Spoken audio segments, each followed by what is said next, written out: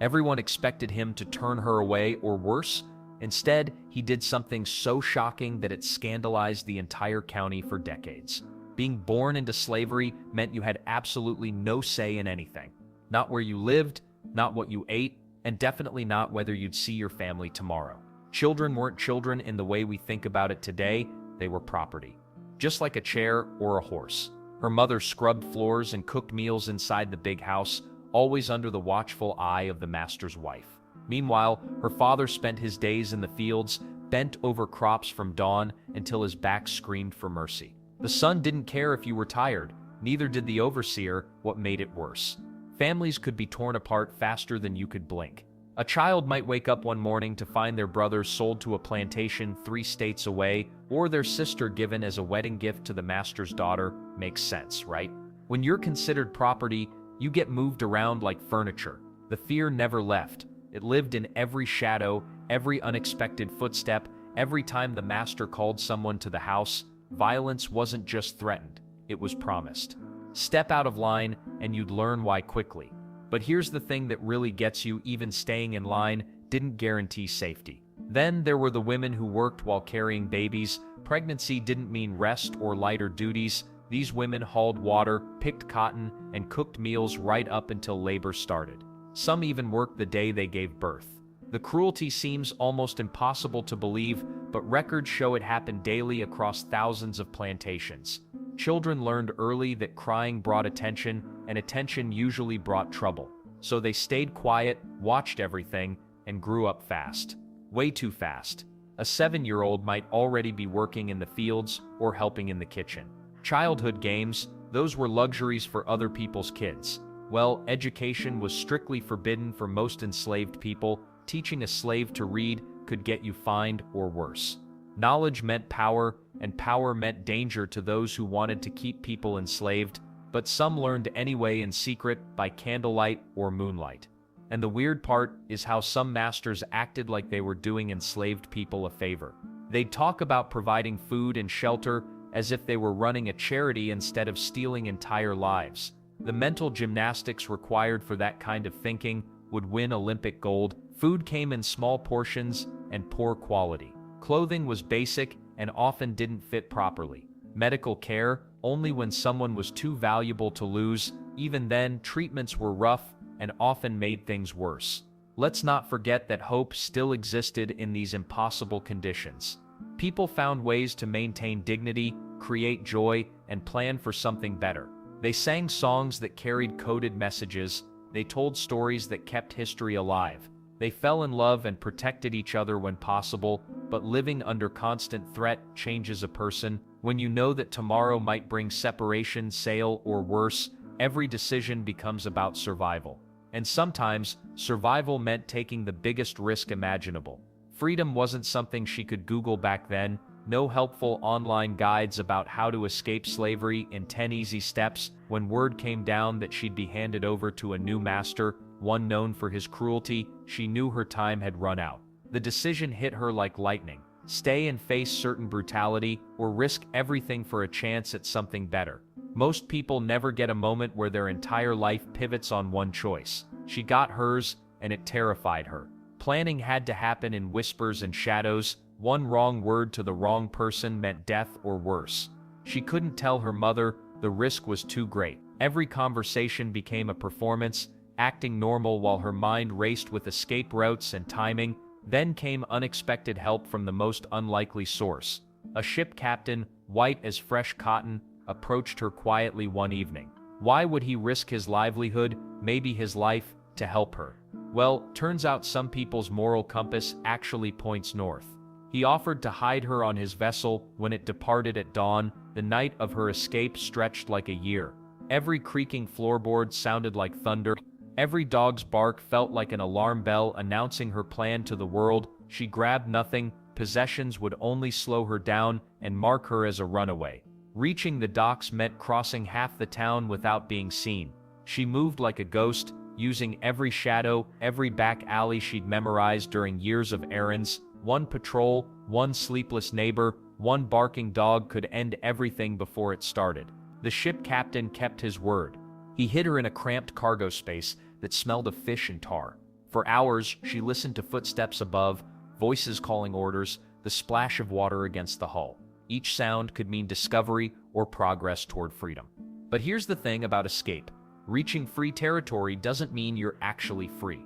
Laws existed that could drag her back to slavery, even in northern states. Bounty hunters made good money returning property to southern owners. Freedom was more like a temporary loan that could be called in at any moment. Let's not forget the practical challenges waiting ahead. She had no money, no contacts, nowhere to live. The clothes on her back and the hope in her heart were her only possessions. Many escaped slaves got recaptured within days simply because survival proved impossible. The irony was brutal. She'd risked everything to escape one form of dependence, only to find herself completely dependent on the kindness of strangers. Some would help, others would sell her location for a few coins. When the ship finally docked in free territory, she faced her first taste of a different kind of fear. Not the fear of a master's whip, but the fear of complete uncertainty. What happens when you've spent your entire life being told what to do and suddenly nobody's giving orders? The next challenge would prove even more daunting than the escape itself. Freedom tastes different when you've never had it before.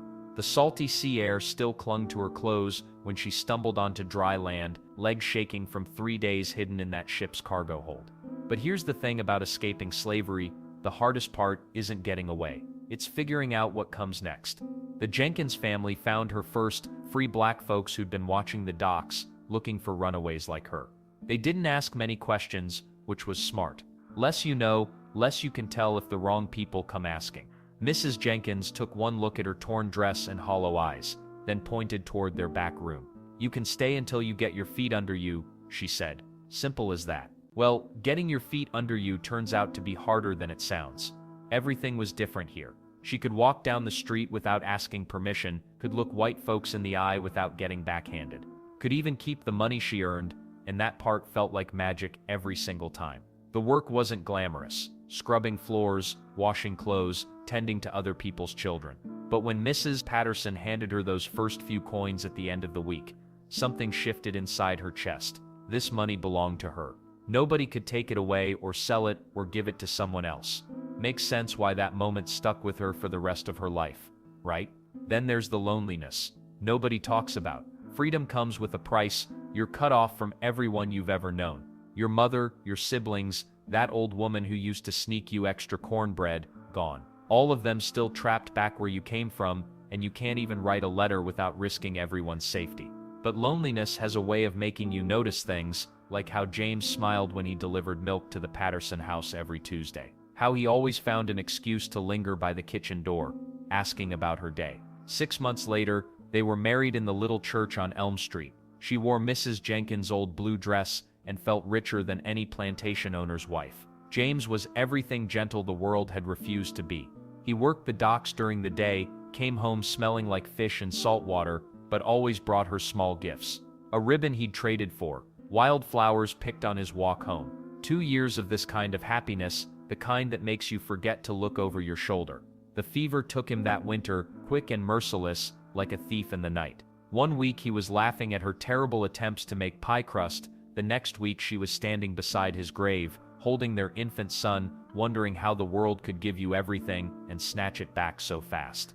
Standing there in that cemetery, she had no idea the real danger was just beginning. Her old master hadn't given up looking for her. Freedom never meant safe, not when your face was worth money to the wrong people. Her former owner wasn't the type to let valuable property walk away. Word spread through underground networks that he'd hired men to track her down. These weren't casual bounty hunters looking for quick cash. They were professionals who knew how to read trails, ask the right questions, and follow leads across state lines. The community that had embraced her became her early warning system. Mrs. Patterson, who ran the general store, would casually mention when strangers had been asking about a woman matching her description. The blacksmith's apprentice would whistle a specific tune when he spotted unfamiliar horses tied up near the church. Even children learned to play messenger, running between houses with coded warnings disguised as innocent games. But here's the thing about living under constant threat. You get really good at disappearing fast. She kept a small bag packed at all times, important papers wrapped in oilcloth, a change of clothes, enough food for 2 days. When the warning came, she had maybe 10 minutes before she needed to vanish completely. Sometimes she'd hide in the church basement behind stacked pews. Other times, friendly families would smuggle her to neighboring towns in the false bottom of a wagon. The underground network that had helped her escape slavery now kept her free. Makes sense, right? People who'd risked everything once weren't about to stop helping now. Then there were the surprising allies. Sheriff Morrison knew exactly who she was and why men kept showing up with legal papers demanding her return. But Morrison had fought in wars where he'd seen enough cruelty for one lifetime. When bounty hunters came asking questions, his memory got mysteriously fuzzy. "Haven't seen anyone like that around here," he'd say, while she hid not 50 yards away in his own jail's back room. The close calls came more often than anyone wanted. Once she spent 3 days hiding in a hayloft while her pursuers searched every building in town. Another time, she had to wade through a freezing creek for 2 miles because dogs were tracking her scent. The fear never left completely. It lived in her chest like a second heartbeat, always reminding her that legal freedom and actual safety were two very different things. Well, the strangest part was how normal life had to continue between these episodes of terror. She still needed to work, earn money, care for her children. She couldn't spend every day looking over her shoulder, but she couldn't afford to stop watching either. It's an exhausting way to live, constantly balancing everyday responsibilities with the knowledge that everything could change in an instant. Years passed this way. The visits from bounty hunters became less frequent, but never stopped entirely. Her former owner was determined she'd give him that. Even as she grew older and less recognizable, even as laws slowly began changing around them, the threat lingered. But something interesting was happening during all this running and hiding. The community wasn't just protecting her anymore, they were starting to look up to her. Years changed everything for her. What started as desperate survival became something nobody expected, real respect. The same woman who once hid in shadows now walked through town with her head high. People greeted her by name. They asked for her advice. Running her own household wasn't just about keeping things clean. She managed money, made decisions, and raised children who would never know the fear she grew up with. Her neighbors watched how she handled problems. They saw her strength. Well, they couldn't ignore it anymore. The church became her second home, not just for Sunday services either. She organized meals for families in need. When new freedom seekers arrived in town, scared, hungry, with nowhere to go, guess who they brought them to? Her door stayed open. Her table always had room for one more. But here's the weird part. The same skills that kept her alive during slavery now made her a leader. She knew how to read people. She understood when someone was lying or could be trusted. Those survival instincts, pure gold in a community that needed wise guidance. Other women started coming to her for help. Marriage troubles, sick children, money problems, they all ended up in her kitchen.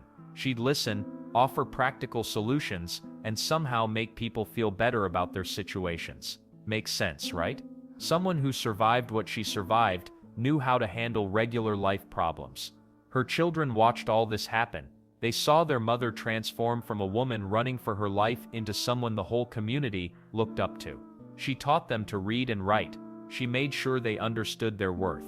Most importantly, she showed them that your past doesn't have to limit your future. The title Lady of the House meant everything back then. It wasn't something you could buy or inherit if you were born into slavery. You had to earn it through respect, wisdom, and character. She earned every bit of it. Let's not forget the irony here. Her former owner probably never imagined that the woman he considered property would become more respected than most freeborn people in her new town. While he stayed bitter about losing his investment, she built a legacy that would outlast him. Local officials started consulting her about community matters. When disputes needed settling, they asked for her opinion. When someone needed a character reference, her word carried weight. The woman who once had no legal rights now influenced local decisions. By her later years, younger people called her mother or grandmother even when they weren't related. She'd become the family elder for anyone who needed one. Her house buzzed with activity, grandchildren playing, neighbors stopping by, church meetings happening around her dining table. The transformation was complete, from property to person to pillar of the community. She'd not only won her freedom, she'd built something beautiful with it. Her story proved that humans can overcome anything and create meaning from the worst circumstances life throws at them.